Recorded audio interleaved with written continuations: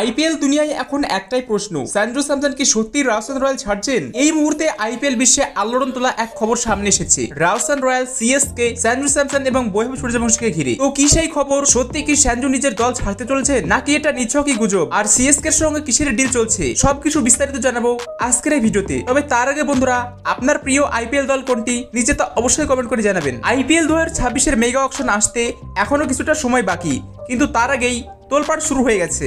সম্প্রতি প্রাক্তন ক্রিকেটার এবং বিশ্লেষক আকাশ চোপড়া এমন এক প্রশ্ন তুলে দিয়েছেন যা ক্রিকেট মহলকে ভাবিয়ে তুলেছে। তার বক্তব্য, রাজস্থানের নতুন ওপেনার বৈভব সূর্যবংশীর দুর্দান্ত ফর্মে থাকা সঞ্জুর অবস্থানকে চাপের মুখে ফেলেছে। এখন ওপেনিং এ রয়েছেন যশস্বী জয়সওয়াল ও বৈভব সূর্যবংশী। উপরে ব্যাটিং এ ধ্রুব জুরেলকেও নেওয়া হতে পারে। সেক্ষেত্রে সঞ্জু স্যামসন এর জায়গা কোথায়? আকাশ চোপড়া ইঙ্গিত করেছেন এসব কারণেই হয়তো সঞ্জু স্যামসন দল ছাড়তে চাইছেন।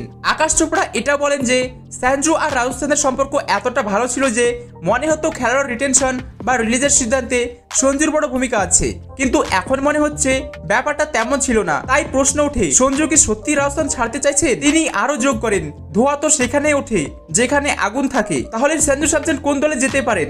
চোপড়ার মতে সঞ্জুর জন্য সবচেয়ে উপযুক্ত গন্তব্য হতে পারে কলকাতা নাইট রাইডার্স, কারণ কেকেআর দলে এখন পর্যন্ত কোনো নির্ভরযোগ্য ভারতীয় উইকেটকিপার ব্যাটসম্যান নেই। যদি তারা ভেঙ্কটেশ আয়ারকে রিলিজ করে তাহলে 24 কোটির জায়গা খুলে যাবে, আর সেই বাজেটে তারা সঞ্জু স্যামসনকে নিতে পারবে এমনটি ধারণা। তবে এখানেই শেষ নয়, একটি বড় রিপোর্ট দাবি করা হয়েছে সঞ্জু স্যামসন আইপিএল 2025 শেষ হওয়ার পর আমেরিকায় সিএসকে এর কোচ স্টিফেন ফ্লেমিং এর সঙ্গে দেখা করেছেন। সাধারণভাবে এমন মিটিং হয় না। আপনি যদি রাজস্থানের অধিনায়ক হন তাহলে অন্য দলের কোচের সঙ্গে গোপনে দেখা করাটাই বলে দেয় ডালমেকুস কালাহে। ইন্ডিয়ান এক্সপ্রেসের রিপোর্ট অনুযায়ী রাজস্থান রয়্যালস সঞ্জুর বদলে সিএসকে এর কাছ থেকে 2 জন খেলোয়াড় চাচ্ছেন। অন্যদিকে সিএসকে সরাসরি ক্যাশ ডিলে সঞ্জুকে নিতে আগ্রহী। এখানে গেড়ে ফেসে আছে পুরো ব্যাপারটা।